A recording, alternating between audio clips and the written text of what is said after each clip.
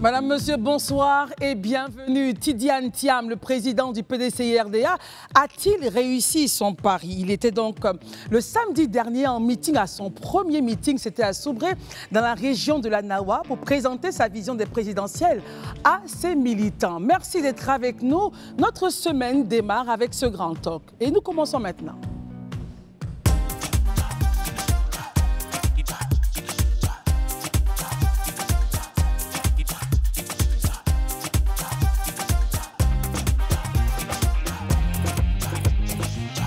Encore une fois, merci d'être avec nous. Nous sommes très heureux d'être en votre compagnie ce soir. Je suis obligée de me voilà, de me mettre en moindre parce que je suis entourée d'hommes et je n'existe pas, enfin, en fonction donc de ce que la langue française a décidé. Messieurs, très heureuse de vous retrouver en ce beau lundi. Enfin, avec les petites pluies, c'est un beau lundi quand même. Herman, bonsoir. Mieux que la semaine dernière, peut-être. Bonsoir, Christelle. Bonsoir, Chevaux. Élisée Boloubé, bonsoir. Bonsoir, vous allez Christelle. bien? Bonsoir, chers amis. Bonsoir, chers téléspectateurs. Je vais super bien, merci. Très bien. Barry, bonsoir. Merci d'être là. Christelle, bonsoir, Chevaux. Bonsoir à tous. Daouda, bonsoir et merci d'être là ce soir. Bonsoir à tous et surtout bonsoir chez vous. Et nous vous saluons, vous qui prenez la peine chaque soir à partir de 19 h d'être en notre compagnie, ici en Côte d'Ivoire comme à l'extérieur. Merci infiniment. Daouda, nous commençons avec vous. Premier meeting du président du PDCI-RDA à Soubré. Pourquoi déjà Soubré? Pourquoi pas Yamoussoukro, qui est le bastion naturel, on va le dire ainsi? D'accord, merci beaucoup. Le choix de Soubré pour moi est très important pour Tidiane Thiam et le PDCI. Ne l'oublions pas, déjà en 2010, lors des élections avec le président Alassane Ouattara et le président qu'on appelle Laurent Gbagbo, oui. Henri Konan Bédié avait gagné la région de la Nawa. Après, ils étaient dans le RHDP ensemble, chose que, après les régionales, la zone appartenait au RHDP. Mais comme on le sait tous, il y a eu une scission au niveau du RHDP. Et donc, le PDCI n'avait plus cette zone-là.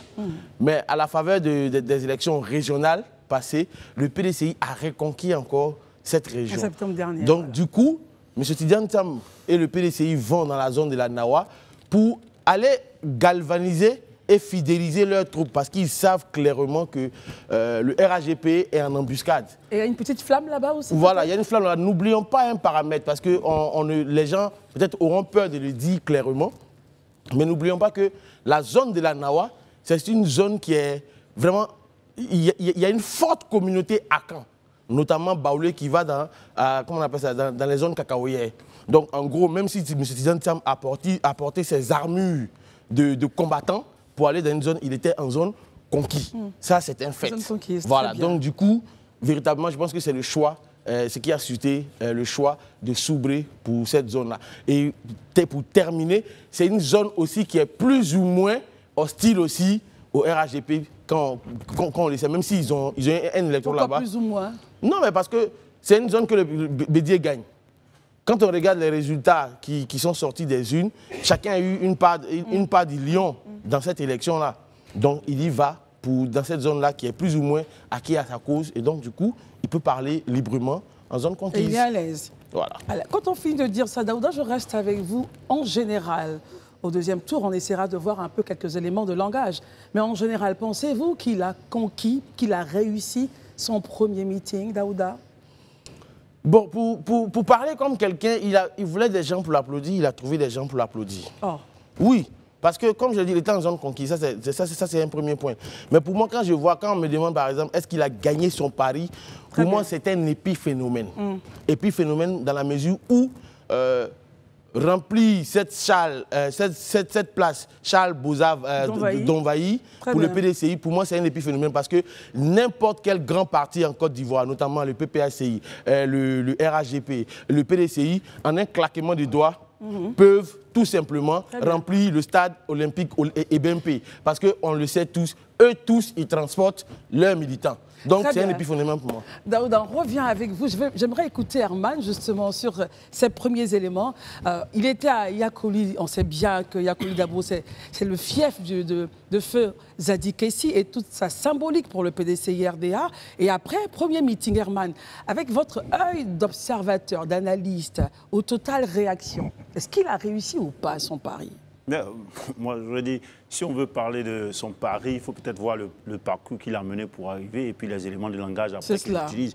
On peut observer deux grands moments. Hein. D'abord, vous avez parlé de cette harpe-là, il y a Kolidabo. La Kolidabo, on sait que c'est chez Feu Zadi Marcel Kessi, qui était le patron du binôme CIE Sovesi, qui est en même temps un grand dignitaire du PDC-RDA. Après, on comprend à ses côtés les DJ Madi, les Gikawi aussi qu'on a vus au meeting. C'est symbolique pour vous de les voir là, ce meeting? Oui, c'est très important puisqu'on a vu comment est-ce que le Congrès s'est déroulé avec ce conflit que les gens espéraient, les gens disaient d'un conflit sur la candidature justement de Gikawi qui avait été rejetée et autres. Aujourd'hui, on sent que il a réussi quand même à mettre tout le monde à ses côtés. Tout le monde sauf Billon, vous voulez dire Billon? On verra, parce que je sais que Billon, pour l'instant en tout cas. Billon, forcément, jusque-là, il n'a pas dit qu'il quitte le PDC-RDA. Et il sait que le président du PDC-RDA, c'est identifiable. Ça va arriver que Billon, je trouve... mais pour continuer, on a vu déjà, même avec Yakoli Dobo, il avait sorti ces éléments de langage.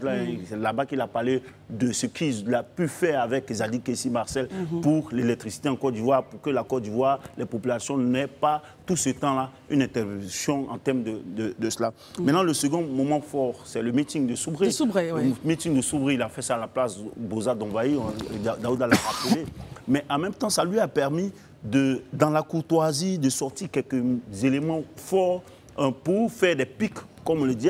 Il a même justifié que ce sont des faits que les populations vivent et ce n'est pas pour critiquer un parti politique. Dans la courtoisie. Il dit gouverner, ce n'est pas seulement la fierté d'être élu ou de se maintenir au pouvoir. C'est d'abord et avant tout apporter des solutions concrètes aux préoccupations, aux souffrances des populations qui nous ont accordé leur suffrage.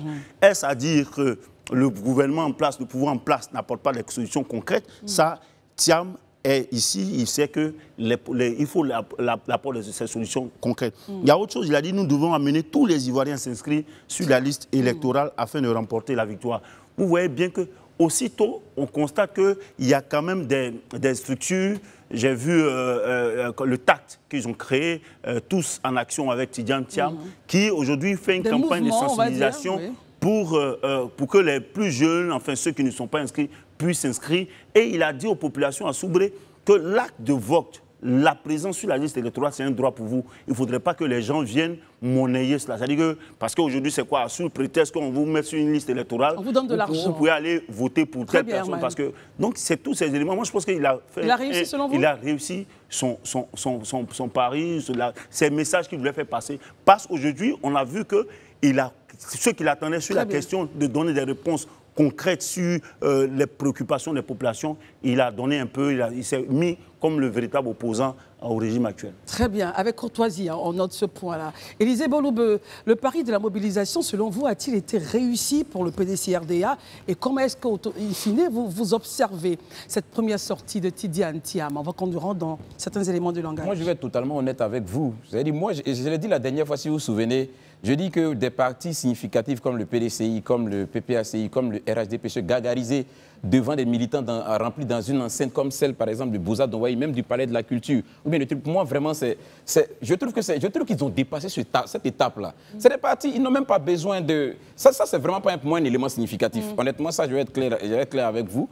Donc, je pense que ce n'est pas un élément sur lequel on doit pouvoir se gargariser. Ils ont toujours mobilisé, c'est cela. On a rempli un stade, on a rempli un espace et autres. Mais si vous n'avez pas rempli un stade, un espace qui soit un espace grand, c'est que vous-même, vous avez un problème. C'est-à-dire, vous nous racontez des histoires. C'est-à-dire, votre parti ne représente absolument rien. Vous, c'est le béaba, en réalité. Ouais, moi, pour moi, c'est vraiment tout naturel. Donc, ça, on ne doit pas vraiment se gargariser ou bien taper, je dis, du tambour pour ça. Ce n'est pas vraiment le plus important pour moi. Deuxièmement, j'ai regardé un peu, j'ai vu dans la posture un peu de Tidiane Thiam. Excusez-moi, hein, je voudrais convoquer l'histoire. Pour ceux qui ont encore la mémoire, repartez jusqu'en 2008-2009, les premiers meetings du président Ouattara. C'est textuellement les éléments de langage. Solution, les solutions concrètes. Mais il emprunte des éléments de langage du président Ouattara. Il n'a rien créé, Élisée. Mais je convoque. On peut juste aller regarder les meetings du président Ouattara. Les solutions, quand il parle de solutions concrètes, les solutions concrètes, ce sont lesquelles? Les solutions concrètes, là, ce sont lesquelles? Parce que c'est de ça que moi je veux. Si aujourd'hui, on estime que construire une école parce qu'il n'y a pas d'école dans un endroit, c'est une solution concrète. Mais en ce moment-là, je vais dire que les solutions concrètes ont été déjà expérimentées dans la zone de la Nawa. Vous savez, moi, j'aime pas trop parler parce qu'on a envie de parler ou bien je me laisse contenir par l'émotion. Parfois, il faut avoir cette habitude-là d'aller à l'information, chercher des chiffres, chercher des éléments informatifs, c'est important. Ça permet d'évoluer dans le débat. Ça ne nous reste pas de truc. Si c'est pour parler, par exemple, je vais sur la base de l'école, solution concrète. Mais sur cette base-là, on peut dire que le RHD peut apporter des solutions concrètes dans la Nawa.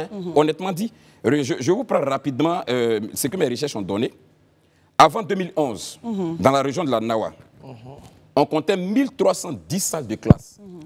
Salles de classe préscolaires et primaires. 1310. Hein. 1310. C'est-à-dire de 1960 à 2010, on était à 1310 salles de classe. Ce que je suis en train de vous donner comme information, c'est vérifiable. Comme je dis toujours, c'est vérifiable sur les sites. L'information est disponible. Oui, très bien, Lisée. Et pour 2000, non, je viens maintenant de 2011 à 2023. C'est-à-dire que de 2011 à 2023, aujourd'hui, on a 2485 salles de classe. Soit 65,5% du total des classes qui ont été construites de 2011 à 2012.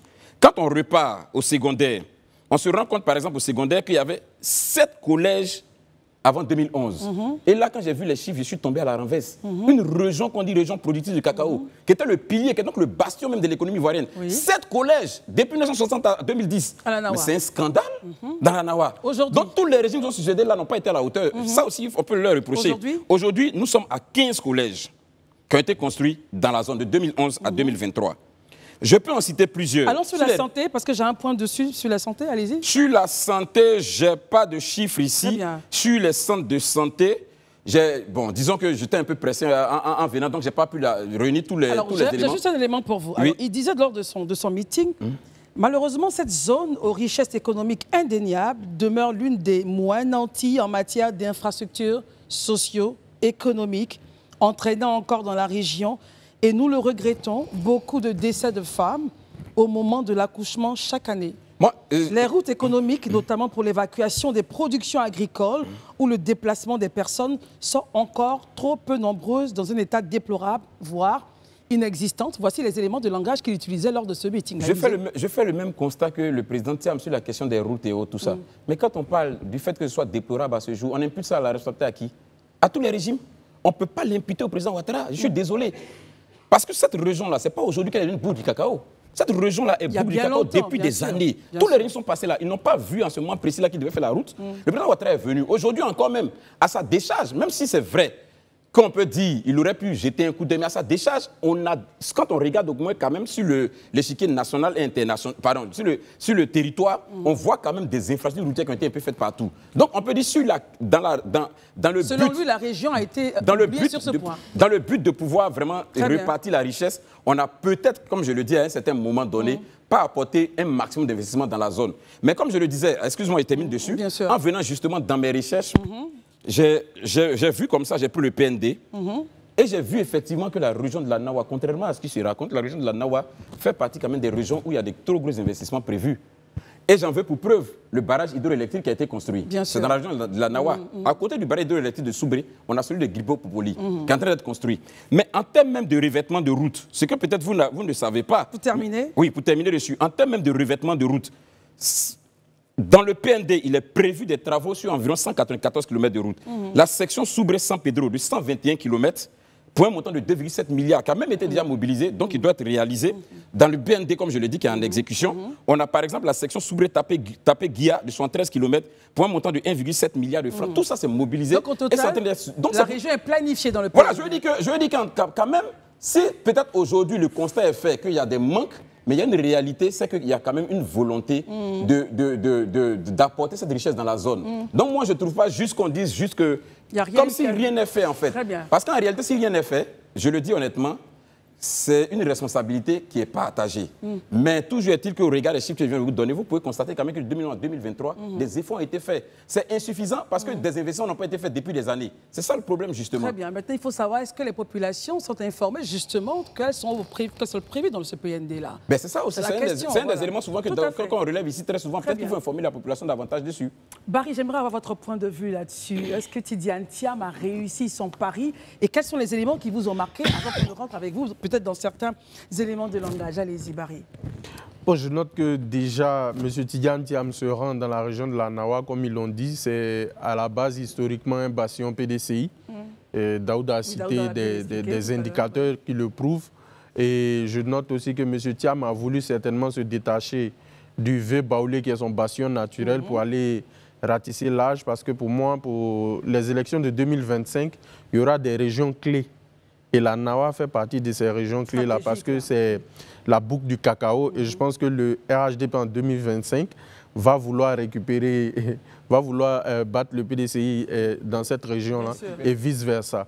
Donc, en ce qui concerne le narratif de M. Tidiane Thiam, habituellement, c'est un narratif plus policier. Voilà, et là, je vois qu'il commence à changer son champ lexical. Disait qu'il était un peu courtois dans ses propos. Bon, je ne dis pas qu'il est discourtois, mais il y a une évolution au niveau du narratif. Quand il dit, par exemple, que la croissance, ce sont les populations, ce n'est pas l'État, je pense qu'il y a quand même matière à interprétation parce qu'il souhaite être président de la République.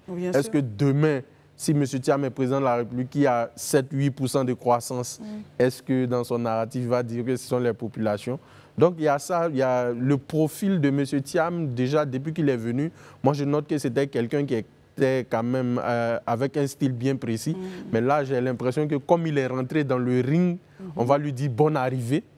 C'est maintenant qu'il rentre dans le champ. C'est ça. En fait, parce qu'il y a 2025, il va de moins en moins porter ses gants.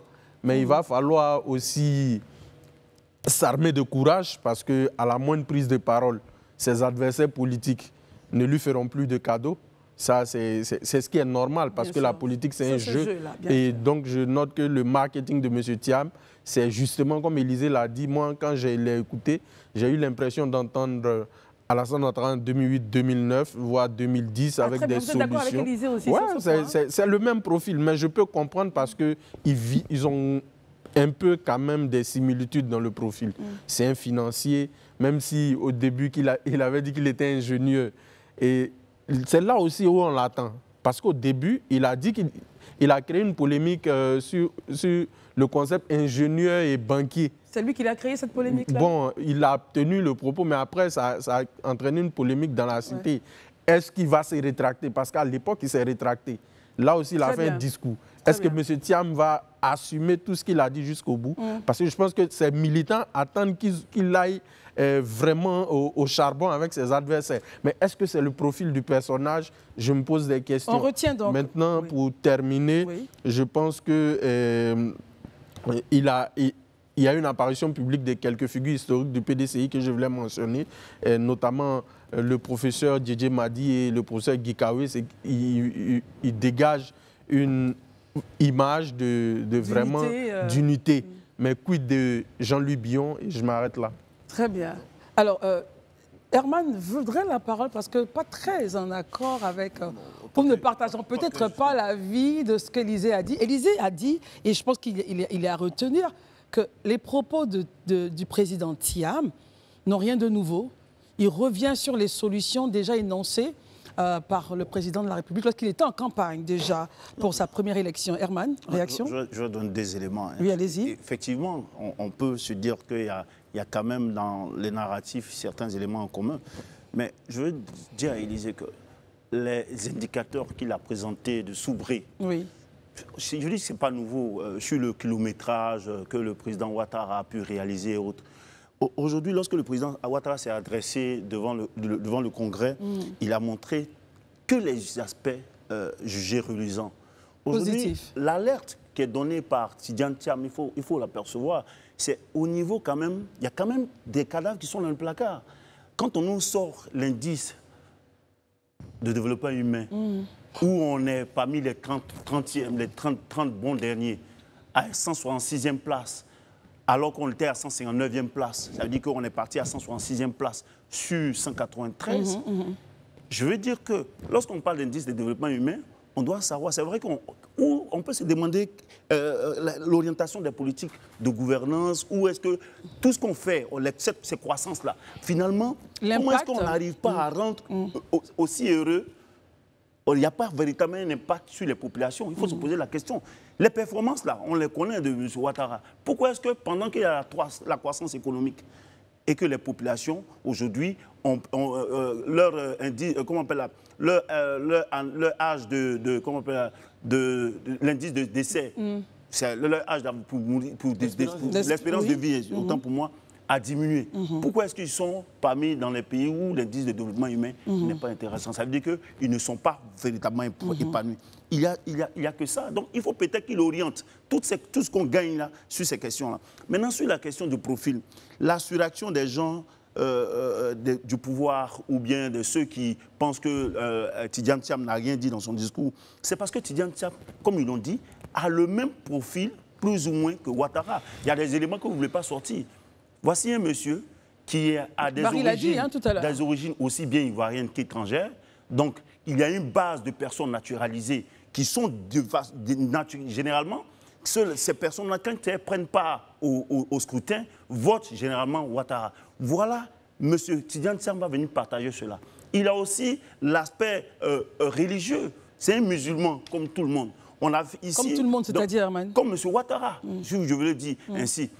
Ici, on a vu que dans ce pays, les musulmans, on avait des arguments politiques pour pouvoir convaincre les musulmans. Est-ce qu'on ne va pas sur des terrains glissants quand même? Il n'y a aucun terrain glissant. En parlant de religion et d'autres. Non, c'est aujourd'hui en Côte d'Ivoire, qu'on le veut ou non, les hommes, comment on appelle là, il y a les contrées politiques par région et par, on peut le dire même, par religion. Il ne faudrait pas qu'on se cache. Il y a beaucoup plus de musulmans au RHDP. C'est pas moi qui le dis. Alors, est-ce que vous avez... Non, Daouda, attendez. Est-ce qu'on a les chiffres? Je ne suis pas en train de dire que c'est mauvais. Ce sont des citoyens. Oui, les gens peuvent choisir de suivre un politique. Je suis en accord. Mais ce que je suis en train de dire, c'est que M. Thiam aujourd'hui... Si nous parlons chiffres, qu'est-ce qui justifie? Est-ce qu'on a des chiffres? Moi, c'est ce qui me rassurerait en fait. Mais attends, regardons, quand vous parlez de la zone du Nord, c'est une zone à grande population musulmane. Elle vote qui? Pourquoi vous avez peur des éléments sociologiques? C'est des éléments sociologiques, je ne suis pas en train de faire de la propagande. Pour terminer. On veut simplement être factuel avec des chiffres. Mais oui, je viens de vous donner un élément factuel. Je vous ai parlé de la population du Nord qui est à grande majorité musulmane. Ça, au moins, c'est un élément factuel. Quand on dit... Est-ce que le PDC... Non, Herman, oui, on va terminer. Après, je peux vous donner des éléments. C'est pas grave. Bon, on parle ensemble, on dialogue. Oui, allons-y. Je disais simplement, pour mieux se comprendre, lorsqu'on dit qu'au Nord, et j'estime pour ma part que c'est quand même assez délicat, mais on va y aller. Allez-y. Quand on dit pour ma part, on dit au Nord, on a la grande majorité. Mon point, c'est, j'accepte une majorité, mais j'aimerais avoir des chiffres. On a par exemple 40%, 85% de personnes de cette obédience religieuse qui votent RHDP ou qui votent PDCI. C'est ça qui me rassurerait. Ensuite, après, par derrière... Quand vous parlez des chiffres, je pense que... Je vous ai parlé de, comment on appelle là, de toute la région du Nord. La région du Nord, est-ce qu'on est d'accord que les sièges politiques là-bas sont occupés par les Nordiques, par le RHDP, n'est-ce pas? Est-ce que les Nordistes ne sont pas beaucoup plus représentés au Nord, dans le Nord? Oui ou pas? Donc, voici les faits. Faudrait pas, quand vous voulez, je ne vais pas vous donner les chiffres ici parce que je n'ai pas. Donc, mais il faudrait qu'on le sache. Maintenant, pour terminer rapidement, ils ont la même carrière, plus ou moins. Voici les gens à l'international, ils ont les mêmes réseaux. Ils ont plus ou moins, ils connaissent les milieux financiers, les milieux des grands de ce monde. Ceux qu'on dit, à tort ou à raison, qui manipulent les jeux en Afrique.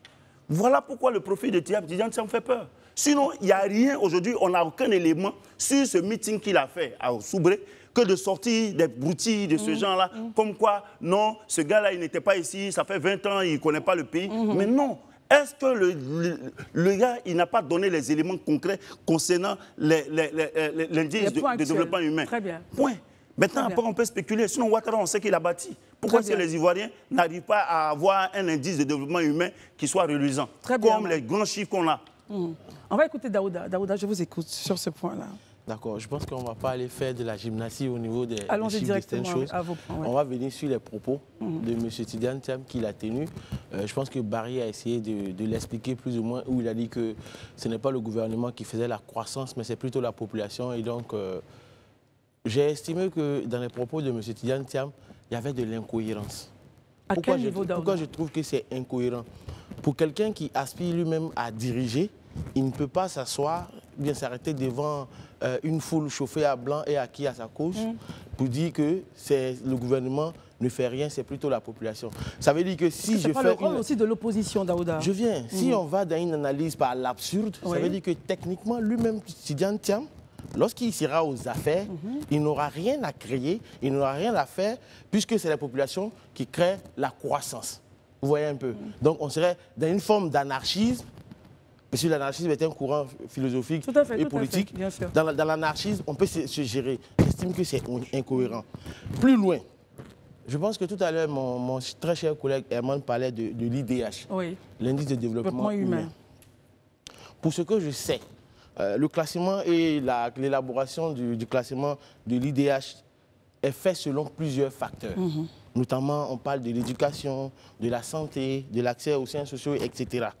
Et pour qui fait un peu de recherche et demande ça et là, que ce soit au niveau du PNUD qui élabore ce classement, et même le ministère du Plan et de l'économie, ils te disent qu'il y a eu un biais méthodologique en fait.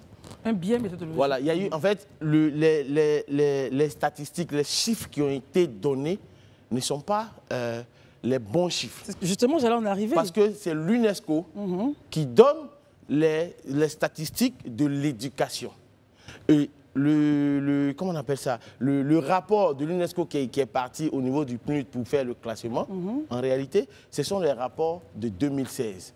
Et je pense que le directeur du plan le dit clairement, la ministre Kaba Nialé le dit clairement, le gouvernement même a même fait un courrier au PNUD pour qu'il y ait correction. Oui, le directeur du plan l'a dit hier sur le plateau de nos confrères. Voilà.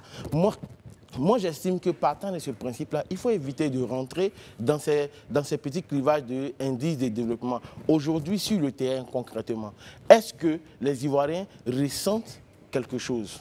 Est-ce que les Ivoiriens ressentent quelque chose? Est-ce que l'école est plus proche des populations? Il a donné des chiffres qui sont vraiment éloquents. Première chose. Deuxième chose, est-ce que les centres de santé sont plus proches de nos populations? Troisième chose, est-ce qu'aujourd'hui, l'école est-elle véritablement gratuite ou pas en Côte d'Ivoire? Est-ce que les enfants vont à l'école jusqu'à un certain âge? Est-ce qu'il y a des situations qui sont créées de sorte que même les enfants qui sont sortis du système scolaire arrivent à être rattrapés par l'école de la deuxième chance? Donc, il faut pouvoir calculer tout ça.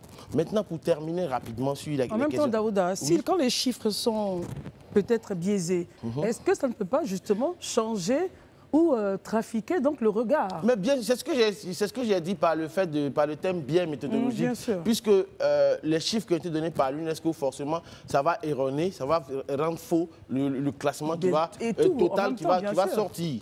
Maintenant, à mon avis, je pense que sur ce plateau, personne n'a dit que M. Thiam venait d'arriver au pays, tout et tout. Mais certains le disent. Voilà. Mais moi, je dis qu'il venait d'arriver. Voilà. C'est maintenant qu'il mais je prends la balle au bon. Je prends la balle au bon et je dis clairement, je pense que Thiam, en fait, à chacune de ses sorties, on a comme l'impression qu'il veut raconter une histoire. C'est-à-dire qu'il veut raconter une histoire? Non, quand je dis il raconte, il fait un storytelling pour se donner une certaine ancienneté en Côte d'Ivoire ici. Qu'on le veuille ou non, M. Thiam, à la faveur du coup d'État de 99, il est parti du pays. C'est un fait historique. Tout le monde le sait. Donc pour vous, depuis 1999, ce coup d'État-là, il n'a plus d'ancrage, c'est cela? Je ne dis pas qu'il n'a pas d'ancrage. Pour moi, je pense que pour quelqu'un qui a l'appareil PDCI en main, il gagnerait à se concentrer, à donner son programme de gouvernance. Il gagnerait à se concentrer pour avoir une vision claire et précise des Ivoiriens que de toujours chercher à se donner une ancienneté. Parce que finalement, à force de donner des petites histoires, des petits storytelling sur des sujets, j'ai participé à la construction, j'ai construit la mosquée du plateau, j'ai construit l'autoroute du Nord, j'ai construit le 3e pont, j'ai fait ceci. Finalement, tu donnes le bâton toi-même à tes détracteurs et à tes opposants pour te décrédibiliser de jour en jour. Je pense qu'il a un programme, le PDCI a une grosse machine qui date de plus de 40 ans. Je pense qu'il se concentre et donne son programme et sa vision. Élisée, pour aller toujours dans votre point, est-ce que ce serait ça justement, au regard de ce que Daouda vient de dire, est-ce que ce serait ça qui montrerait le président du PDCI, Thiam, comme étant l'homme d'État qu'il veut être? Parler de son programme, parler de ce qu'il veut faire, que de réagir sur les points du gouvernement ou les points qui ne seraient pas bons, selon vous, Élisée? Non, déjà, je pense qu'il est important de préciser. Moi, je trouve que Tidiane Thiam est dans son rôle d'opposant, voilà, de chercher là où il y a la faille. Effectivement, quand il évoque la question de l'IDH, moi, je pense que c'est un mal pour un bien. Parce que, comme Daouda l'a dit, effectivement, hier, nous, on a suivi quand même le directeur du plan, voilà, qui était très explicite là-dessus. Voilà, qui a expliqué le biais qui a eu lieu, effectivement, l'erreur du fait que ce soit des chiffres de 2016 qui a été utilisé pour pouvoir calculer cette IDH-là. Et même d'ailleurs, le gouvernement aurait même fait un courrier au PNUD qui a réceptionné le courrier et qui a donc indiqué que dans les semaines à venir, un communiqué conjoint sera fait pour rectifier cela. Parce que selon le directeur du plan, nous sommes dans l'IDH, je vais dire, des pays moyens, mais pas des pays faibles. Alors que le résultat qui est donné nous ramène dans les pays faibles. Bon, ça, je pense que Tidiane Thiam, pour moi, il a bien fait de l'évoquer. Ça permettra quand même à l'État aussi de comprendre qu'il faut être très vigilant sur un certain nombre de choses. On ne peut plus permettre que des chiffres sortent comme ça, surtout quand ça doit positionner le pays. Donc moi, je trouve que c'est un mal pour un bien. Ensuite. Mais permets-moi de revenir rapidement sur les indicateurs de l'IDH, comme il a évoqué. Allons-y. Rapidement. Selon le PNUD, voici les 3 critères sur lesquels le PNUD se base. L'espérance de vie à la naissance. Le produit intérieur brut par habitant. Oui. Le niveau d'instruction. Voici les 3 critères majeurs. Quand je regarde ces 3 critères majeurs, je me pose des questions. Pourquoi est-ce que justement la Côte d'Ivoire doit être dans la tranche des pays à IDH très faible? Allons-y avec des indicateurs bien précis. Parce que l'espérance de vie à la naissance, vous savez, avant 2010, nous étions à 600 décès pour 100 000. C'est ce que nous étions en 2010. En 2021-2022, les derniers chiffres nous donnent 300 décès pour les 100 000. Ça veut dire que le nombre de décès, de mortalité à la naissance là, a baissé. Donc, c'est-à-dire sur cet indicateur, on s'est amélioré. Je reviens sur l'indicateur du produit intérieur brut par habitant, le PIB. Si vous et moi, on est d'accord que la richesse de la Côte d'Ivoire est passée de 12 000 milliards à 52 000 milliards aujourd'hui, mais comment est-ce que le PIB peut... Comment se fait-il que le PIB par habitant peut diminuer? Est-ce que c'est justement là le point de Tidiane Thiam? Il dit que justement avec cela, au niveau de l'impact de vie sur les habitants, il y a challenge. Je vais venir. Le PIB par habitant, il ne se calcule pas comme le PNB, c'est différent. PIB, on prend la richesse nationale, toutes les richesses, et puis on divise le nombre de populations. Logiquement, si on a une richesse qui a été multipliée par 5 et qu'on a une population qui est restée pratiquement dans la même fourchette, c'est-à-dire de 20 à 30 millions, logiquement, le PIB par habitant doit augmenter. Donc sur les 2 premiers indicateurs, déjà, on est en hausse. Le 3e indicateur, le niveau d'instruction. Et c'est là justement que moi j'ai un vrai problème parce que je suis allé chercher les chiffres de l'URGPH 2021. Mais est-ce que vous savez que le RGPH 2021 indique que 61,5% des adultes, c'est-à-dire des gens qui ont plus de 35 ans, sont analphabètes en Côte d'Ivoire. C'est-à-dire que ça ne va pas lire écrit. Mais Christelle, quand je vous dis ça, vous-même dans votre fond intérieur, est-ce que vous pouvez croire ces chiffres? Que 61% des personnes vivant en Côte d'Ivoire, 61% d'adultes de plus de 35 ans ne savent ni écrit. Ce n'est pas possible. C'est-à-dire que le travail qui a été fait en ce moment-là n'a pas été bien fait. Moi, il peut déjà... Et la responsabilité est étatique. La responsabilité est étatique. C'est-à-dire qu'au niveau de l'État, oui, il faut qu'on vérifie. Moi-même, sans aller loin, je regarde, je dis, c'est pas vrai. Donc, en parenthèse, on a des challenges au niveau des statistiques. Voilà. Donc, quand vous regardez tous ces indicateurs, comme je l'ai dit, moi, je dis et je le répète, on n'est pas dans une dynamique de dire tel est bon, tel n'est pas bon. Mais je pense quand même que, et je l'ai dit la dernière fois sur ce plateau ici, la politique doit se nourrir d'honnêteté. Quand je finis de dire ces indicateurs et quand je finis de planter ce tableau, Christelle, on n'a pas besoin de PhD pour reconnaître qu'en termes de IDH, logiquement, on doit avoir amélioré. On doit s'être amélioré, logiquement. Donc, la question du fait qu'il y a dû avoir une erreur, moi, je la prends en compte. Parce que quand je regarde ces indicateurs, je vois que c'est des indicateurs sur lesquels la Côte d'Ivoire a performé. Mais comment son IDH peut descendre? Donc il y a quelque chose qui n'a pas marché. Et ça, comme je le dis, je tiens pour responsable l'État. C'est pourquoi je dis que M. Thiam a bien fait d'évoquer ça. Parce que c'est aussi le rôle de l'opposition, d'interpeller l'État sur les choses qui ne fonctionnent pas. Et le fait qu'il ait dit que l'IDH n'a pas été bien fait. Et justement, aujourd'hui, ça a permis à l'État de se lever et de corriger les chiffres. Et ça, c'est une très bonne chose. Moi, je salue ça. Alors, malgré donc les points donnés par Élisée Herman, et on ira à Barry après, il dit toujours gouverner, c'est apporter des solutions concrètes aux souffrances des populations. Pour lui, les populations n'ont pas encore de solutions concrètes face à leurs challenges quotidiens. Herman? Bon, on ne va pas revenir sur les éléments qu'on donnait concernant la vie chère et autres, parce que les Ivoiriens, même, ils ressentent cela chez eux. Moi, ce que je voulais dire, Élisée a bien fait de revenir sur les chiffres, sur l'IDH.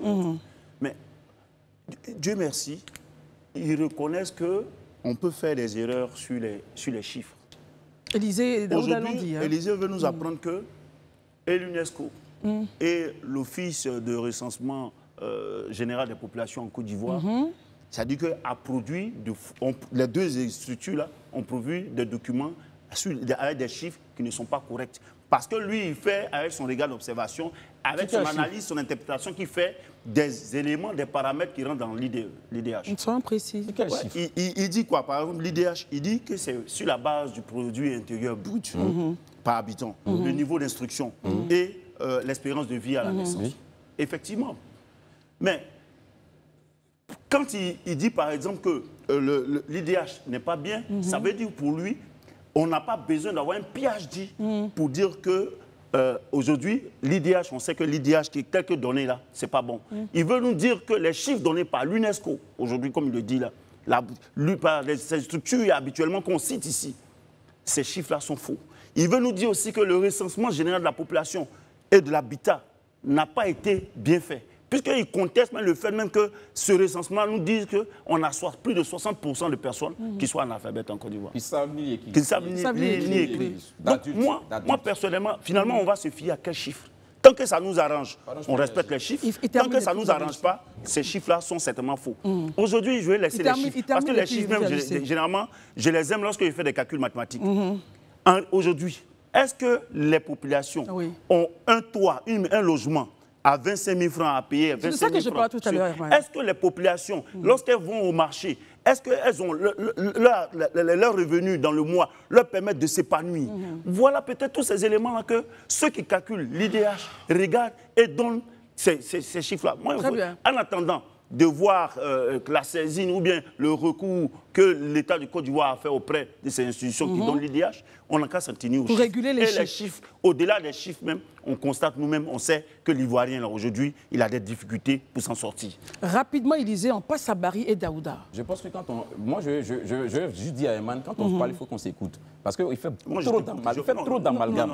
Laisse-moi le goût. Tu fais trop d'amalgame. Tu fais trop d'amalgame. Tu fais trop d'amalgame. Parce que toi-même, tu fais des amalgames. Non. Messieurs, dis que forcément, c'est toi qui donnes messieurs, s'il vous plaît. Messieurs, s'il vous plaît. Toi-même, tu fais d'amalgame. S'il vous plaît, Herman. Je suis à côté de toi, tu es en train de dire des contre-vérités. Je ne dis aucune contre-vérité. Non, il a dit ça en tant que tu insinues, ça dit que tu l'as dit. Herman, attendez. Élisée, allez-y directement au point, s'il vous plaît. Il faut nous éclairer. Herman, tout doucement. Je n'ai dit que des chiffres relevés par l'UNESCO est faux. Ce n'est pas sorti de ma bouche. Quand tu dis qu'il faudrait pas avoir un PhD pour savoir Herman, attendez. Herman, vous n'avez pas la parole. Permettez qu'il parle. Élisée, allons-y. À aucun moment, je n'ai dit que les chiffres donnés par l'UNESCO sont faux. Voilà, devant les Ivoiriens, sont sérieux dans ce qu'on dit. Heureusement que les Ivoiriens nous regardent et écoutent. Je n'ai jamais dit ça.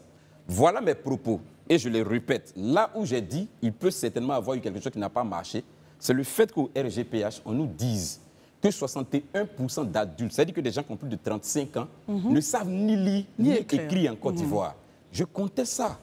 Moi, je veux juste prendre un échantillon. Je dis, je conteste ça. Allez même sur la base d'une observation. Aujourd'hui, ce n'est pas possible. Je trouve que ce n'est pas vrai. Parce que déjà, quand l'UNESCO s'accorde avec le ministère de l'Éducation pour dire que le taux d'analphabétisme en Côte d'Ivoire oscille autour de 40% ou de 45%, d'où vient-il donc que RGPH peut nous sortir que 61% des adultes ne savent ni lire ni écrire? C'est-à-dire déjà même sur la base de cette observation-là, on voit qu'il y a quelque chose qui n'est pas correct. On peut se poser des questions. Voilà, qui n'est pas correct. Allons-y vers le Parce que vous ne pouvez pas vous entendre l'UNESCO et l'État qu'il y a moins de 40% de personnes analphabètes. Très bien. Et puis le RGPH va nous donner 61,5% de personnes qui ne soient pas analphabètes. On a bien pris le point. La deuxième chose sur les indicateurs, j'ai parlé de la question des décès à la naissance. Mais comme je dis, moi sur le plateau, tout ce que je dis là, c'est vérifiable. Allez vous taper sur le site du ministère de la Santé. Vous allez voir les décès à la naissance. Avant 2010 et de 2010 à aujourd'hui. On est passé de 600 pour 100 000 à 300 pour 100 000. Ça, je l'ai répété ici. Quand on regarde ça, on voit qu'il y a une amélioration. On revient maintenant sur ce que le président Tidjane Thiam a dit. Il a dit gouverner, c'est apporter des solutions concrètes aux populations. Mais tout à l'heure, je vous ai dit, quand j'ai pris la parole... C'était par rapport à cela, justement, oui, quand j'ai pris la parole, j'ai expliqué. J'ai dit, quand vous regardez Tidjane Thiam dans son verbatim et dans son langage, vous voyez le président Ouattara en 2008, en 2009. Très bien, merci beaucoup. Les solutions. Maintenant, on attend vraiment cette solution concrète-là. C'est quoi en réalité? Il nous reste quelques minutes. On va les terminer donc avec Barry. Allez-y, Barry. Je note que M. Tidjane Thiam a soulevé un point qui pose polémique, c'est celui sur l'indice de développement humain. Exactement. Effectivement, on peut se questionner sur la réalité de ce qui a été dit, mais je pense que Et il a bien fait de l'exposer parce que ça met le gouvernement face à ses responsabilités. Et on a déjà vu les propos qui ont été tenus. Ça veut dire que si M. Thiam ne touchait pas ce point-là, peut-être qu'on serait passé dessus. Voilà, donc c'est pour aussi... Il challenge aussi le gouvernement sur le fait que le gouvernement doit améliorer sa communication sur un certain nombre de choses. Parce que, comme je le dis, s'il n'y avait pas eu polémique, peut-être que le directeur national du plan ne serait pas passé pour expliquer. Or, gouverner, c'est exécuter, prévoir et expliquer aux populations bénéficiaires que voici ce qui a été fait. Il a parlé même du PND. Combien d'Ivoiriens savent c'est quoi le PND? Il n'y a pas de communication dessus. Mais ce que je note aussi, c'est que M. Tidjane Thiam, il se bat bien, comme on le dit, mais il va falloir aussi à un moment donné reconnaître que quand il dit que j'ai fait tel truc, il faut donner la valeur au président Bédié parce que c'était lui le chef de l'État. Très bien. M. Hachi ne peut pas venir dans 10 ans dire que c'est lui qui a fait le pont sans mentionner le chef. Donc il faut relever que c'est peut-être sous la présidence de tel, j'étais ministre. Mais quand tu dis j'ai fait, c'est comme si c'est lui qui avait le mandat. Voilà. Très bien. Merci beaucoup, messieurs. Le sujet donc du premier meeting, c'est le premier meeting. Hein. Déjà, on voit ce que ça a créé. Imaginons le second, le troisième. Hein. Enfin bref, c'était le premier meeting donc, du président du PDCI, analysé par nos observateurs. On se retrouve en seconde partie et nous parlerons donc des indépendants du RHDP qui ont été donc graciés, qui sont revenus à la maison. À tout de suite. Merci d'être avec nous. C'est la seconde partie de ce temps d'antenne. En même temps, nous profitons. On a constaté, hein, évidemment, lors du débat, qu'il y avait un challenge au niveau des chiffres donnés. C'est l'occasion pour nous, justement, d'inviter ici le ministère du Plan pour, à l'effet, d'éclairer nos lanternes. Quels sont les chiffres que nous devons considérer? Parce qu'on constate qu'il y a différence de chiffres.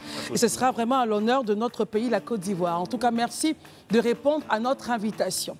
Je le disais donc, avant de partir pour la seconde partie, vous vous rappelez, au lendemain des élections locales, c'était en septembre dernier, il y avait 338 militants et cadres du RHDP qui avaient été sanctionnés parce qu'ils avaient décidé de faire comme bon leur semble, de ne pas écouter la direction du parti. Eh bien, aujourd'hui, le pardon leur a été accordé. Ils reviennent à la case RHDP. Daouda, réaction là-dessus? Bon, je ne sais pas, pour moi, j'avoue qu'il n'y a pas... Il n'y a rien à voir, il faut simplement circuler parce qu'il fallait s'y attendre. Qu'on le veuille ou pas, qu'ils aient sanctionné leurs militants. Je pense que les militants qui ont été sanctionnés ont aujourd'hui compris le bien fondé de respecter la discipline de leur parti. Maintenant que le RHDP décide de les reprendre maintenant, il n'a d'autre choix que de les reprendre. Pourquoi, Daouda? J'estime qu'il n'a d'autre choix de les reprendre dans la mesure où on est dans une période charnière de la vie politique. Ces gens qui ont été sanctionnés, disons-le clairement, c'est des gens qui ont une force de mobilisation, soit dans leur région, soit dans leur département. Donc tu ne peux pas les laisser dans une période aussi importante de la vie politique. Donc il faut leur accorder son pardon, de sorte qu'ils aillent travailler pour le parti, en espérant bien entendu qu'ils aient compris. Est-ce qu'au niveau du PDCI, ceux qui étaient fâchés, bon, à part KKB, est-ce qu'il y a eu cette sanction qui n'a pas été élevée? Je pense que tout le monde est plus ou moins revenu.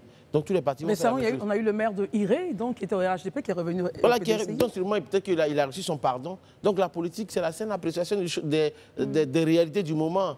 Le disait Laurent Donat-Fologo. Donc le RHDP a compris la réalité du moment.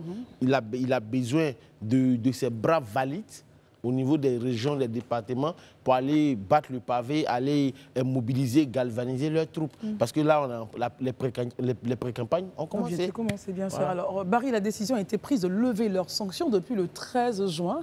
Et on imagine évidemment que les 338 vont revenir à la case. Est-ce que justement, ce n'est pas parce qu'on a la capacité de se dire la tempête va passer, on est obligé de compter avec nous, on aura toujours peut-être des indépendants dans ces élections en Côte d'Ivoire? Bon, je pense que les indépendants, on en aura toujours parce que, par principe, même la démocratie, c'est le désaccord à un moment donné. Mais dans un parti politique, il faut aussi qu'il y ait la discipline. Bien sûr. Et je pense qu'à ce niveau-là, le président du parti Et les plus hautes autorités du RHDP ont quand même tenu leurs engagements parce qu'ils avaient lancé un avertissement avant les élections. Celui qui fait preuve d'indiscipline allait subir une sanction. Naturellement, ceux qui ont outrepassé la décision ont subi la sanction. Mais c'est normal qu'ils les reprennent parce qu'ils n'ont pas été exclus. Ils n'ont pas été exclus. Donc, à partir du moment où ils ne sont pas exclus, la sanction n'est pas éternelle. Elle est pour un certain timing. Et comme Daouda l'a dit, on est dans un contexte où on a besoin de toutes les énergies pour viser 2025. Ce n'est pas le moment de laisser des militants... Voilà, donc, et puis, comme je l'ai dit, ce n'est pas une expulsion. Si c'était une expulsion, peut-être qu'on allait dire qu'il y a eu médiation, ils sont revenus. Mais là, c'est une sanction, mais ils sont restés quand même militants du parti. Et maintenant, ils reviennent à la maison, certainement, avec un nouvel état d'esprit.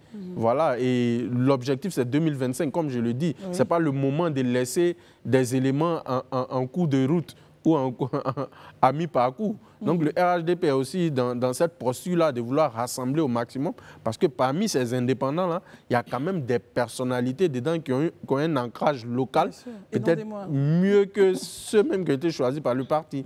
Donc c'est normal qu'ils les reprennent. Élisée Boloubeu, mais moi, je pourrais juste dire les années passées se ressemblent. Voilà, ça veut dire on aura encore ce même schéma, on aura un remake. Ah, c'est la même chose. Je me rappelle encore il y a quelques mois en arrière, après ces élections, on était tous, vu la véhémence avec laquelle jeudi le communiqué a été produit, on a vu même la conférence de presse, on s'est dit, ben, vraiment, on ne pense même plus les voir tourner, je dirais, mais aux abords de la rue L'Épique. Mais aujourd'hui, les voici à qui on ouvre grandement la porte. Ça a été comme ça en 2021, quand il y a eu les législatives, c'était comme ça. Après ça, avant ça, dans les autres élections municipales et autres, bon, comme je le dis, la stratégie. Les années passées se ressemblent. Finalement, les candidats qui sont indépendants, ils savent que on sera fâché avec eux peut-être pour quelques temps, mais au regard de l'importance ou de leur rôle dans la zone, on reviendra vers eux finalement pour leur accorder le pardon. Donc, je demanderai aux partis politiques de faire moins de bruit qu'ils essayent de sanctionner. Pourquoi, Élisée? Parce que ce n'est pas utile. Parce que ce n'est pas montrer aussi la rigueur et la discipline au sein du parti. Elle est où, la rigueur et la discipline au sein du parti? Elle est où? La rigueur, en réalité, vis-à-vis de ça, elle est où? C'est une manière de... Des gens qui sont... C'est pourquoi je dis, c'est leur droit. C'est une entité privée, ils peuvent faire ce qu'ils veulent, ils peuvent faire leurs décisions comme ils veulent. Mais il faut éviter, comme je le dis, d'ameuter le monde sur des choses que vous savez, au final, ne va même pas donner le résultat escompté, en fait. Voilà, vous allez sanctionner des gars, et puis demain, ils voulaient ouvrir grandement les bras, vous les laissez venir. À la prochaine élection encore, d'autres vont être dissidents, et parce qu'ils savent que si on a pu accorder la grâce à X, on pourra m'accorder aussi la grâce demain. Et puis on évolue dans un système où chacun... Quand il pense qu'il a des chances sur le terrain, il se lance, quoi, et puis on avance. Donc pour moi, les années passées se ressemblent. Vraiment, pour ne pas être trop méchant, je dirais, passons à autre chose, quoi. Madame, est-ce qu'on dira comme Élisée, passons à autre chose, ou vous dites, bon, écoutez, c'est le jeu politique, comme Élisée le disait? Mais moi, je suis entièrement d'accord avec Élisée sur la question. Comme il le dit, là, il y a les élections de 2025 qui sont là. Il faut aller avec ses forces. Et c'est là que je salue certains partis politiques en Côte d'Ivoire qui véritablement jouent cette cohésion-là. Le PDC aussi réussi à le faire. C'est-à-dire ceux qui sont ramener ceux qui sont partis. Quel que soit, il faut regarder le président Ouattara, quelles que soient les sorties souvent difficiles de certains de ses lieutenants, quand ces lieutenants reviennent à lui, il les récupère. Mais il y a des partis, des hommes politiques en Côte d'Ivoire ici qui n'arrivent pas à le faire. Sinon, on ne serait pas en train de demander, on ne serait pas en train d'assister aux palabres entre MGC, FPI, le PPACI. Parce que les leaders politiques, c'est vrai, à un moment donné, l'objectif commun, il faut qu'on privilégie tout cela. Puisqu'on a plus ou moins la même vision, on a plus ou moins la même approche.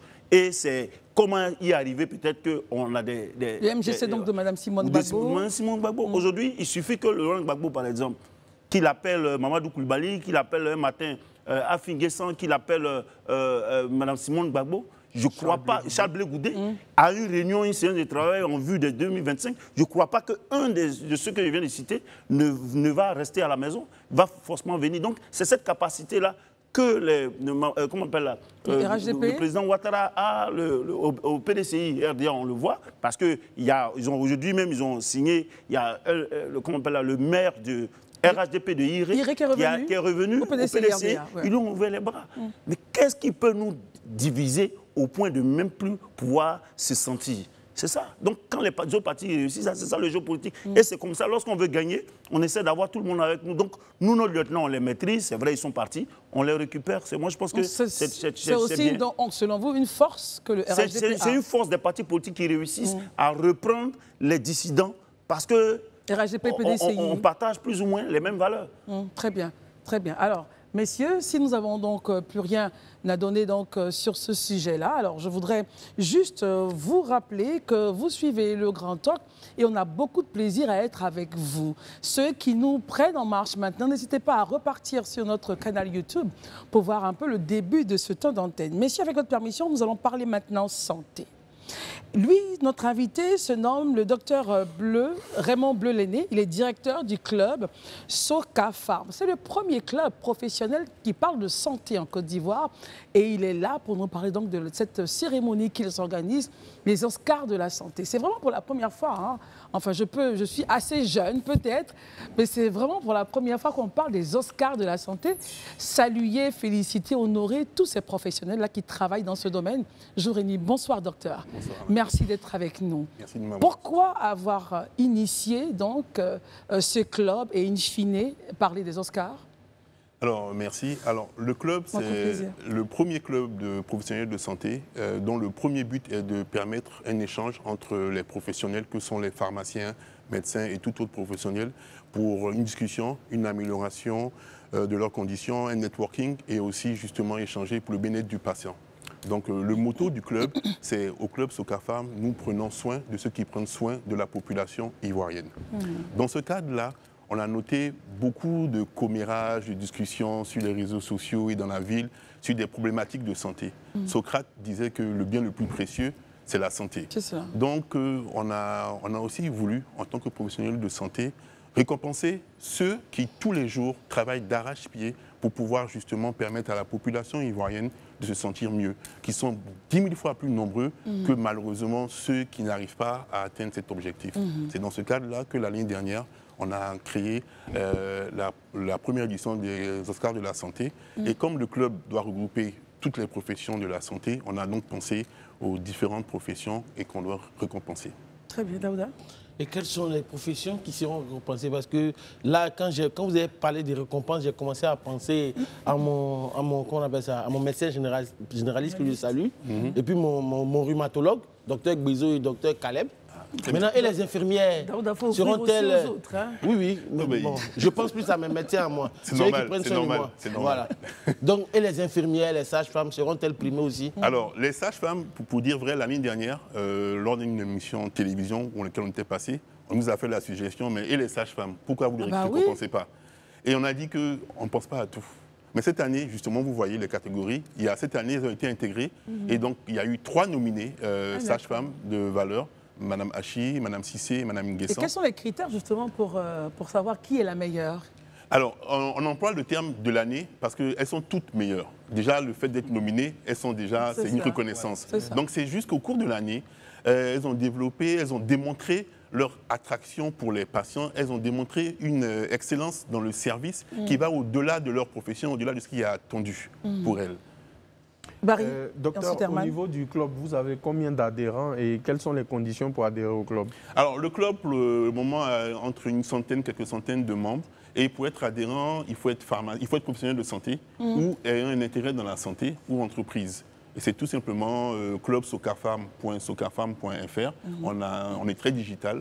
Donc, vous pouvez adhérer. Il y a une petite cotisation pour permettre... De combien? Naturellement. De combien? De 50 000 francs l'année. Ah, d'accord. Donc, vous voyez que c'est abordable. Mais il n'y a pas de frais d'adhésion. C'est ça, justement. Avec ça, on peut prendre soin. Il y a des activités comme des masterclass, des journées détente, des team building pour participer. Herman, et ensuite... J'ai vu, je voulais parler un peu de la procédure de sélection. Oui. J'ai vu, je suis le docteur Diagoné Dodier, qui a travaillé sur la pénurie de sang. C'est ça. Et j'ai vu qu'il appelait, au-delà de la nomination, il appelait que les gens puissent venir le voter. Est-ce qu'il n'y a pas un jury qui aurait pu, d'experts, qui aurait pu décider que en voyant les dossiers de chaque candidat. Ce sont les usagers alors qui vont faire. Pourquoi est-ce que le grand public, parce que nous les profanes, souvent, c'est par sympathie. Affinité. Pourquoi est-ce pas Et on ne les connaît pas tous aussi. D'ailleurs, M. Daouda a une sympathie pour ses professionnels de santé. Et moi aussi, je vais vous dire que le docteur Diagoné, par exemple, je le suis. Et voilà, je trouve qu'il est personne. Alors, justement, aidez-nous, parce que chacun, apparemment, voilà, peut positionner son médecin. Tout à fait. Et c'est ça l'originalité de notre Oscar. Il y a une partie publique, donc une partie des votes du public qui est pris en compte, qui représente un pourcentage, et il y a un jury. Quel pourcentage? 30%. 30%. Les nominés le savent. 30%. Et quand même 70% représentent le jury qui va justement s'assurer des conditions qui sont importantes, comme par exemple pour les pharmaciens, il faut être inscrit à l'ordre des pharmaciens. C'est tout à fait important. Nul ne peut exercer sans être inscrit à l'ordre. Ça, vous ne le savez pas. Bien sûr. Donc le jury doit pouvoir vérifier ses qualités pour être sûr que la personne ait d'autres compétences. Élisée? Je vois ici que votre club a pour leitmotiv l'accessibilité aux soins de qualité à moindre coût. Comment cela se matérialise de façon concrète? Quand on sait aujourd'hui que ce n'est pas évident pour tout citoyen lambda de pouvoir avoir accès aux soins de santé en dépit des efforts qui sont faits de part et d'autre par les gouvernements et les privés.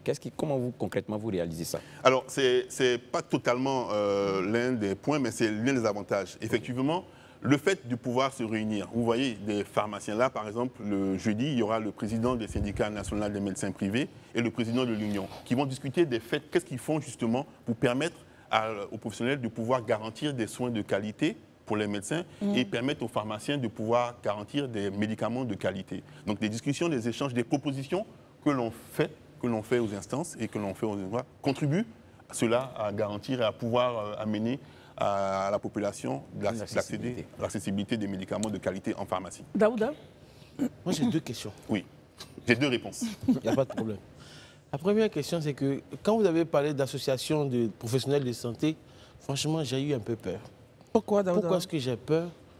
Parce que pharmaciens et médecins qui s'associent, j'avoue que, est-ce que ça fait bon ménage? Parce que l'un est commerçant des médicaments, l'autre est prescripteur. Donc, pour vous? Par expérience, ça fait bon ménage même. Ça fait pas bon ménage. Parce que j'ai un médecin une fois qui m'a prescrit un médicament qui ne me soignait pas du tout, mais qui était en train de me rendre encore plus malade. Mais il a fallu, Dieu merci, docteur Caleb, pour me sortir des griffes de ce médecin. Nous, on veut comprendre. Voilà. Donc je veux dire, pourquoi médecin, commerçant... Non, Daouda, expliquez bien. Donc le médicament qui vous a prescrit, en fait, il n'était pas bon pour moi, il ne me soignait pas.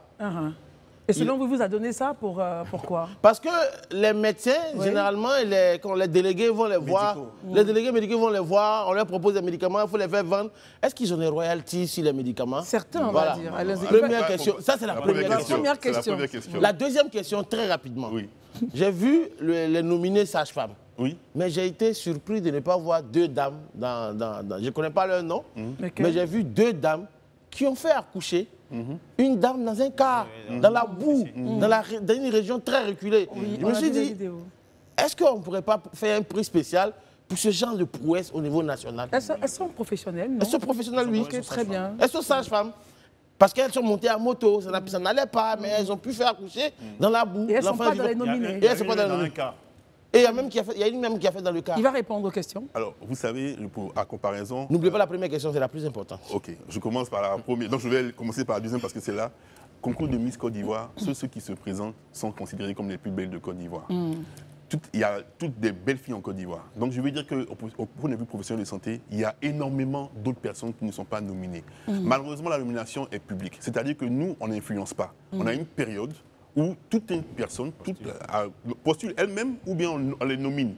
Donc malheureusement, ces personnes qui ont mis naissance dans un cas, peut-être que les personnes n'ont pas su... Est-ce qu'il n'y a pas de prix spéciaux justement pour ce genre de choses? On y réfléchit. Il y a même, en train de discuter, un prix spécial pour la CMU, par exemple. Donc c'est des discussions, c'est la deuxième édition. Donc, il y aura la troisième, la quatrième. Il y aura la troisième et donc on va prendre en compte toutes vos remarques. Alors pour la première question, il faut savoir qu'on a une notion de One Health. Le même patient. Cela veut dire donc que le médecin voit le patient qui est malade, qui a besoin d'un diagnostic. Et après, il lui prescrit une ordonnance. Malheureusement, il n'y a qu'un seul expert, ou heureusement, du médicament, c'est le pharmacien. Donc quand le médecin prescrit, il a le diagnostic du corps, il va à la pharmacie et l'expert même, celui qui est à même de choisir le médicament avec le médecin, c'est le pharmacien. Donc grâce au médecin, le pharmacien peut vous expliquer comment prendre le médicament. Donc imaginez que ces deux personnes ne se parlent pas. C'est-à-dire vous avez deux frères, vous êtes le papa. et puis vous devez rentrer à la maison. Vous avez oublié la clé. En tant celui qui est couché, qui doit vous aider à pouvoir entrer dans la maison, il ne parle pas à l'autre frère qui est en bas. Donc, le fait qu'ils se parlent, les deux, permettent à vous d'avoir une meilleure santé. Et ils n'ont pas de royalties. Je veux pas... Ils n'ont pas de royalties. Ils n'ont pas de royalties. Voilà, il peut avoir quelques personnes, mais ce n'est pas la majorité. 99% des médecins ont un sacerdoce. 99% des pharmaciens ont un sacerdoce. Donc, on est vraiment santé pour la population. Et c'est pour cela qu'il y a les Oscars de la santé. Maintenant, en fait, il est important, très rapidement... Moi, je souffre d'une maladie qui m'oblige à utiliser du Colchimax. Mais généralement, quand je vais aussi en pharmacie, quand il n'y a pas de Colchimax, souvent, on me propose colchicine, colchimax. On dit que c'est la même chose. Et souvent, ce n'est pas le même laboratoire. Hein. Oui, tout à fait. Mais la colchicine est moins chère que le colchimax. C'est une spécialité. Est-ce que ça aide? Il faut savoir que, rapidement, un laboratoire a un médicament sur le marché qui est une spécialité. Il fait 10 ans de recherche, ça lui coûte de l'argent, il a un prix. Après un certain nombre d'années, 10 années après, il y a ce qu'on appelle le générique de marque ou le générique qui sont équivalents à spécialité, et le prix est moins cher parce qu'il n'a pas eu à faire toutes les études que le premier laboratoire a fait. Mais c'est aussi efficace et ça vous permet justement, au lieu de vous laisser dans cette maladie et souffrir, parce que ça fait mal, hein, cette maladie-là. Oui, ça fait très mal. Ça fait mal. Donc, au lieu de vous laisser souffrir, on vous permet d'avoir le générique qui va vous soigner autant et aussi bien. Vous devez être rassuré. Oui, je suis rassuré. Herman? J'ai une question. Et après, on revient sur les Oscars. J'ai vu que le trophée, il a l'air de ressembler à celui des Oscars. Tout à fait. Ce sera comme ça. Ça sera comme ça? Oui. Et puis vous revendiquez combien de membres dans votre club? Alors, Barry avait déjà posé la question. On a quelques centaines de membres, mais il y a, par exemple, là actuellement, pour vous dire vrai, on est à presque 25 000, 30 000 votes à ce jour-là, pour toutes les catégories. Donc ça nous rassure pour dire que vraiment la population aime ces professionnels de santé et veut le démontrer en leur votant. Monsieur, revenons donc sur le déroulé de la cérémonie. Ça va se passer comment? Alors ça sera à l'hôtel Chama, au plateau. Et donc le déroulé, d'abord, il y a un cocktail. On rappelle la date? Le jeudi 27 juin prochain, donc dans quelques jours. Il y aura d'abord donc un cocktail. Après, justement, il y aura le président de l'Union nationale des pharmaciens privés et le président du syndicat national des médecins privés qui vont justement introduire le sujet pour savoir qu'est-ce que ces deux font pour défendre les intérêts, puisque c'est des professionnels de santé, des médecins et des pharmaciens, et pour aider à la santé de la population. Une fois les échanges de questions, on va avoir donc la remise des Oscars, les différentes catégories. Et aussi, une originalité des Oscars de la santé, c'est qu'on commence à prendre des étudiants. Donc, il y a les étudiants, c'est très bien, qui sont les futurs, on appelle ça futurs pharmaciens de l'année et futurs médecins de l'année, qui seront aussi récompensés. Après eux, il y a le CHU, il y a la clinique sanitaire privée. Et après, il y a le pharmacien, médecin, sage-femme. On avait voulu avoir des dentistes, chirurgiens dentistes cette année, mais on n'a eu aucune nomination. Donc on espère en tout cas, rassurez-vous, l'année prochaine, je vais faire nominer mes deux médecins. Ah, j'espère. Il n'y a que lui. Docteur Bezo et docteur Caleb. Très bien. Docteur Bezo et docteur Caleb, on va soigner Daouda. Le point, est-ce que sur toute l'étendue du territoire, les médecins qui sont par exemple à Pogo, les médecins qui sont à Tanda, les médecins qui sont peut-être à Logoualé ou à Mans se sentent concernés, et ceux qui sont, je ne sais pas, à Abidjan, San Pedro, Tabou, Dabou, jusqu'à même à la frontière, est-ce qu'ils se sentent concernés par ces Oscars-là? Ben, écoutez, je vais vous répondre. L'année dernière, ceux qui ont gagné, ce sont des médecins qui n'étaient pas d'Abidjan. Et je crois même que le pharmacien aussi n'était pas d'Abidjan. Donc je pense que ça répond à votre question, puisque ceux qui ont été les lauréats n'étaient pas d'Abidjan. Cette année, je ne peux pas prédire. Donc il y a des médecins qui ne sont pas d'Abidjan, d'autres qui sont d'Abidjan. Donc on essaye de pouvoir vulgariser ces informations, toucher tout le pays pour qu'ils soient au courant. Et c'est la 2e édition. Et on va, après les suggestions, Daouda veut des infirmiers. Donc peut-être que l'année prochaine, on va... Oui, les infirmiers, ce sera bien. Comme ça, parce que moi, j'ai travaillé à l'hôpital, j'ai travaillé à la clinique Béda. En tant que technicien de surface, même j'y pense. Non, sérieusement, parce que c'est des petites mains qu'on ne regarde pas, mais qui aident beaucoup. Qui aident beaucoup, c'est clair. Si c'est un hôpital, il faut que ça soit propre. Donc les techniciens de surface font partie de la mission de l'hôpital. C'est bien, Daouda, vous avez un parcours, c'est très très bien. Le premier prix des spécial. Bon, merci beaucoup, messieurs. Alors, on a terminé, mais avant de partir, juste un petit jeu avec vous. Qu'est-ce qui vous motive à vous lever le matin, docteur? Moi, ce qui me motive à me lever le matin, c'est de savoir que par des actions que le club Socafam ou que Socafam fait, on contribue au développement de la santé de nos populations, on contribue au développement du pays. Parce que qui dit quelqu'un qui est en santé, il est plus à même de réfléchir à comment pouvoir apporter du plus dans son pays, à être heureux. Et donc ça me motive chaque matin que je me lève. Et bien justement, avec vous, on commence donc au niveau du Grand Talk, ce jeu-là, pour les 4 ans de la FTV, cette question, pourquoi vous vous levez le matin? C'est une question essentielle, une question de vie. Alors, si vous avez la réponse, et j'espère que vous l'avez, n'hésitez pas à nous l'envoyer au WhatsApp à ce numéro suivant, le 07 02 81 41 12. Je reprends le 07 02 81 41 12. En vidéo, bien sûr. Et les vidéos les plus inspirantes seront diffusées sur la FTV. Pourquoi vous vous levez tous les matins? Envoyez donc rapidement votre vidéo au 07 02 81 41 12. Une petite vidéo de maximum 1 minute 30, pas 5 minutes, pas 6 minutes, non. Toute minute, 30 secondes même. Non, on va vous envoyer des longs métrages non, ici. Non, 30 secondes. Alors, en tout cas, merci beaucoup, docteur. On a été très heureux de vous recevoir ici. J'espère que vous avez voté, que vous voterez www.oscardelasanté.com. C'est une très belle initiative. Merci. Parce que si on ne vous célèbre pas, il faut vous célébrer vous-même. C'est clair. Merci d'être venu. Il donne une idée, il faut qu'on se célèbre nous-mêmes. C'est ça. Oui, oui. Merci Daouda. Et nos amitiés à tous vos médecins. Oui, docteur Caleb merci, et docteur Bezo. Voilà, on les salue. Barry, merci beaucoup. Merci. Les programmes continuent sur Live TV. Bonsoir.